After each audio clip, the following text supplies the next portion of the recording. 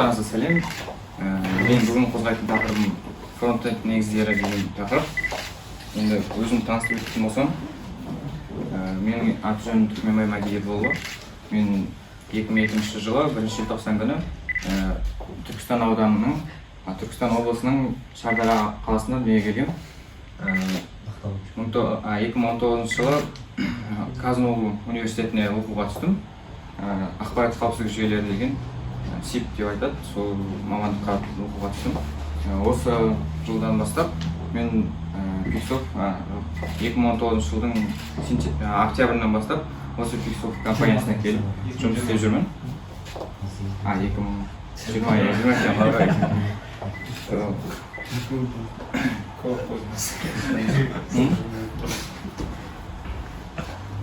Фронтенд дегеніміз не?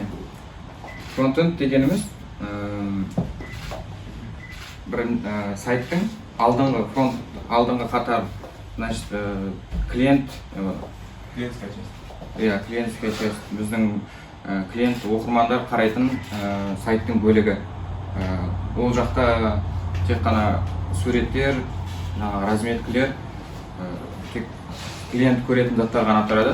Логикасы, оның базамен связі ол жақта көрінбейтін болады.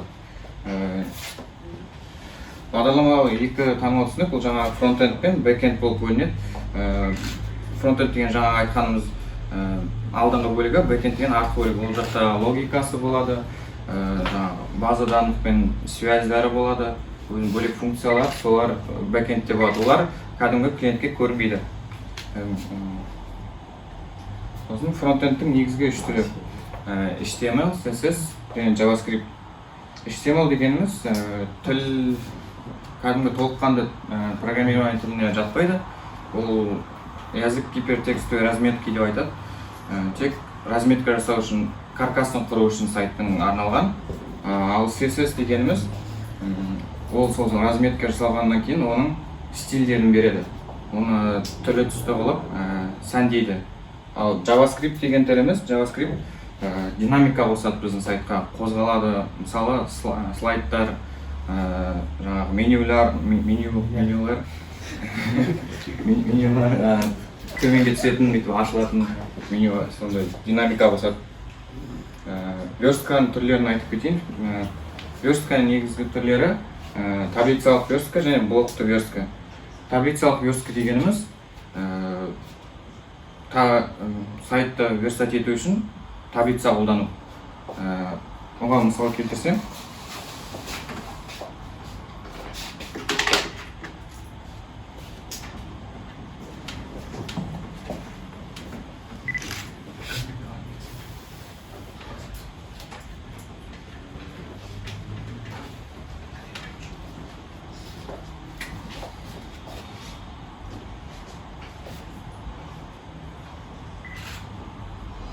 таблица болады, бірінші жолы, екінші жолы. Сосын оның ішіне табір таблица ашылады.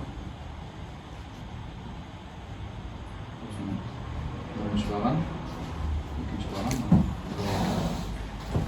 Мынау біздің header, мынау біздің footer.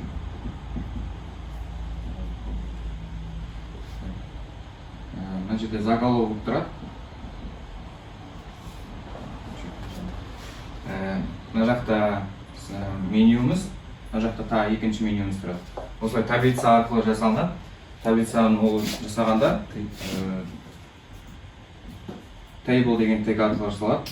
Полный алып тұрады table. Ол table'дың ішінен бірінші жол ашамыз. Строка ашамыз да. Сосын оның ішінде жолдар болады.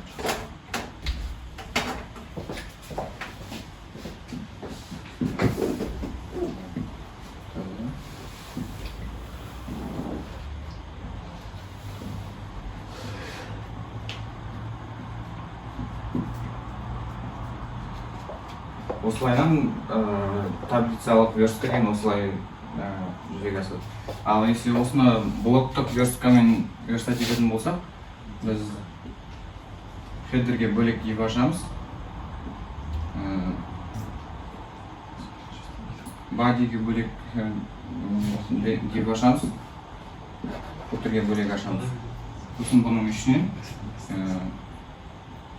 тағы осылайын 3 div ашамыз.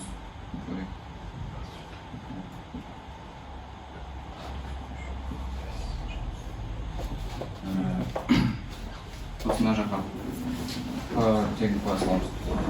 Бұл жақта таблицалық верстка дегеніміз, оның плюстар мен минустарын айтып беретін болсақ, таблицалық верстка ол резиновый версткаға сай келеді. Өйткені таблица полный бәрін экранда алып тұратын болады окноны. Және резина дегеніміз любой разрешениеде созылып ашыла береді. Ал блоктық верстка дегеніміз ол адаптивный болады. Адаптивный ол бір экранға привязан болады, әр экранда әртүрлі болып ашылады. Ол созылып немесе қайтадан кішіремейді. Әр экранға әртүрлі болып дайын тұрады. Сол жағынан плюс резиналық верстка жағынан. Және бұда тейблдің өзінің свойствосы бар. Кез келген ішіндегі элементтерді вертикаль мен горизонталь жағынан центрировать етіп береді. Ал блокта ондай жоқ. Блокта енді қазір шығып жатыр, flex, grid дегендер. Flex box олар центрировать етіп береді ішіндегі заттардың бәрін. Горизонталь, вертикаль. Сұрақ бола ма? Вот. Мынау екі түрлі верстка болып тұр ғой, получается. Енді сайттың типтеріне байланысты екеуі әр сайтта әр түрлісі выгодно ма? Мысалы интернет-магазинде мына верстка мықты, лендинг-пэйжде мынаусы мықты деген сияқты жоқ тұжырымдама бар ма? Жоқ, таблицалық деген басында сайттарды ең жасап бастап жатқанда осылай верстать еткен басында. Ескі тип та бұл деген. Оны қазір ешкім қолданбайды почти. Бірақ қазір осында істеп тұрған сайттар бар. Ал мынау более новый, жаңағы флекстер қосылады, гридтер қосылып, bootstrap'тың колон сеткалары бар, солар арқылы более удобный болады. Удобный верстка да. Қазір барлығы осымен қолданады. Барлығын істеуге болады осымен. Сосын таблицаға қарағанда более гибкий, да? Любой зат қолдана бересің. Любой дизайнның затын істей бересің.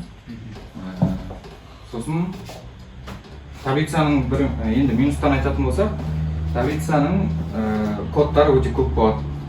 Тегтері өте көп болғаннан кейін оның ашылуы да қиын болады. Сосын оның ашылғанда бүкіл ячейканың бәрі подгрузить болғаннан кейін ғана барып ашылады полный.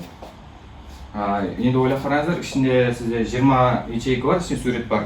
Сонда қанша уақытта ашылады деген сияқты да. Бұл енді интернет скоросты көп адамдарға білінбейтін шығар, бірақ интернетте жай адамдарға бұл проблема да кәдімгідей. Сосын тейбл дегеніміз негізгі стандарттар бойынша тейбл тек кесте құрылған алған тек. Оны бұлай қолданған негізі дұрыс емес стандарт бойынша. Бұл ескі зат болып саналады, ескі түрі болып саналады. CSS жаңа сән дейтін, осы разметке сән беретін, соның препроцессорлері. CSS-тің препроцессорлері, негізгі препроцессорлері SAS, LESS, сосын Stylus. SAS CSS-тен айырмашылығын айта кететін болсам, SAS-та логика болады, математика болады, переменный және жаңағы for, if операторларын қолдануға болады SAS-та. Сосын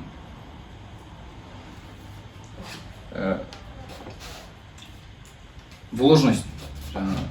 Бір заттың ішінен section бөлек-бөлек ашпай, бір section істе салып қоюға болады, вложность болады SAS-та. Более удобный деп санайды соны. Сосын LESS жаңағы SAS-қа өте ұқсас, бірақ оның ішінде операторлар болмайды, жаңағы for, if, for each деген операторлар болмайды. Сосын айырмашылығын айтып кететін болсам, тағы переменныйды ашқан кезде SSS-ті доллармен ашады, анада собачкамен ашады. Сосын Stylus-та олар бір-біріне өте ұқсас, жаңағы вложность заттың бәрі бар. Сосын Stylus-та фигурный скобка қолданылмайды, табуляциямен жұмыс істейді. Сосын переменный ашқан кезде ешқандай знак қолданылмайды. Сосын JavaScript фреймворктары фронтендте қолданылатын Vue.js, Angular, React, jQuery. Бұлар фронтендке жатпайды. Node.js, білмеймін.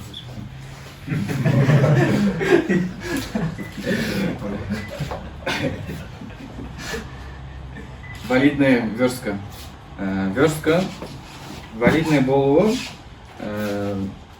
Google'дың поисковиктердің бірінші строкасына шығуына себепші болады. Дұрыс жазу. Оның критериялары бар. Бірінші ол кәдімгі стандартты тегтер болуы, doctag, HTML, head, body деген тегтер обязательно болу керек любой разметкеде. Сосын бөлек стильдер, бөлек функционалдар, сурет, CSS, JavaScript бөлек файлдарда болу керек. Бір заттың ішіне жазбайды стайлды. Сосын тағы айта кететін версткада суреттер барынша аз болу керек. Мысалы, бізде постер бар, қара фонмен и жазу бар ортасында. Соны фото қылып алмай, бөлек кәдімгі CSS-пен қара қылып, и өзің кәдімгі жазып шыққан дұрыс болады. Өйткені память көп алады, ол невыгодно істеген дұрыс емес. Сосын Яндекстің BEM методологиясы. BEM методология дегеніміз жаңағы разметканы оқылуын упрощать етеді, более чистый код жазуға көмектеседі.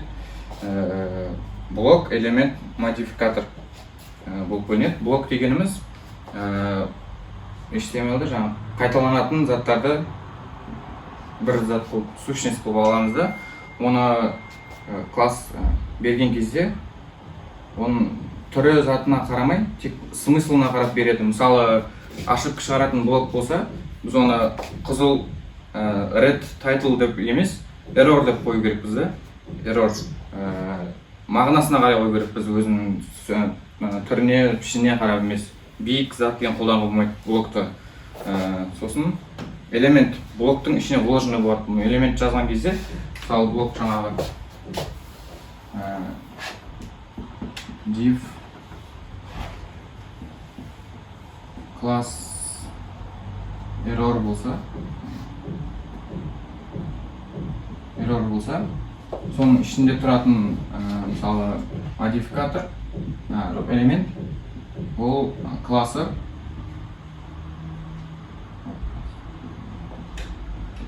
error өзінің блогының аты, сосын нижний подчеркивание, осының аты болып жазылу керек элементтің.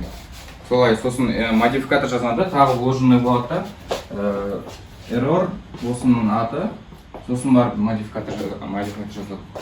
Сосын блоктың ерекшелігі, ода сырт пішін ештеңе берілмейді. Ода тек ішіндегі font size, общий зат берілетін. Сыртқы ортаға әсер етпеу керек, сыртындағы элементтерге әсер етпеу керек, margin беріп болмайды, padding беріп болмайды. Ол заттың бәрін модификаторда береміз. Модификаторда енді мағына жағынан емес, жаңағы сыртқы пішіне, түсіне, немесе сондай түріне қарап береміз. Жаңағы red title сөйтіп қою керек біз модификатор дегендерді. Сосын элемент дегеніміз обязательно блоктың ішіне вложены болу керек. Бір өзі жалғыз былай существовать ете алмайды, оны болмайды істеген. Сосын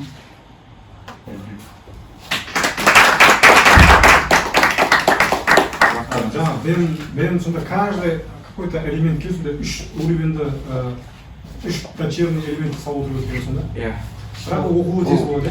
Каждый элемент емес, мысалы целый блок. Целый блок. Мысалы кнопка дейді да.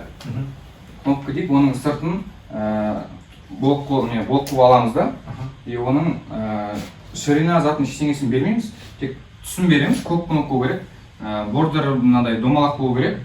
Ішіндегі фонт сайзы үлкен мынандай бір 18 пиксель болу керек деп беріп қоямыз да. Потом оның ішінен ашамыз да, ішінен жаңағы тағы бір блок ашамыз да, и соны не істейміз? Стильдаймыз енді. жаңағы маржин былай қозғалту былай. Сосын ананы алып, сіз бірінші блокты алдыңыз ғой, екінші жаққа қоя саласыз да. Потом басқа жақта уже Иә, басқа жақта тағы кішкене модификатор жасайсыз. Бұрыннан қолданамыз, получается. Қолданамыз, бірақ оны дәл осындай бм қылып қолданбаймыз да. бм қолданған SEO әсері бар ма, или вообще қатысы жоқ? Скоростьқа әсері бар, жылдамдыққа, иә? Только скоростьқа ма? Скоростьқа, чистый код болады, оқу ыңғайлы болады. Көп болмайды. Сосын жаңағыдай бір классты бір жерге, бірнеше жерге қолданып. Иә, қолдана беруге болады. Оптимизация көп па сосын? Мен мысалы бм өзім қолданбаймын да, мен error деймін да. Error деймін да, қасында тағы екінші класс болып қойғанда, сол екінші классты сезіліп етемін да. Ну, сол да ұқсас қой, сосын потом мынаны жаңағы главный қыламын, мына екіншісін жаңағы плагин заттар беремін да, сосын мынаны көбейтіп, мына қайтадан тағы бір қоятын болсам, мынаны қоямын да, қасына тағы бір класс ашамын да, класс ашамын да, и соны қайтадан сезіліп етемін да. Соған ұқсас, бірақ басқаша да, ол дәл бм емес та. Иә, сол. По идее, сонда ұқсас жаңағы қасиеттері барларды топтастыруға получается.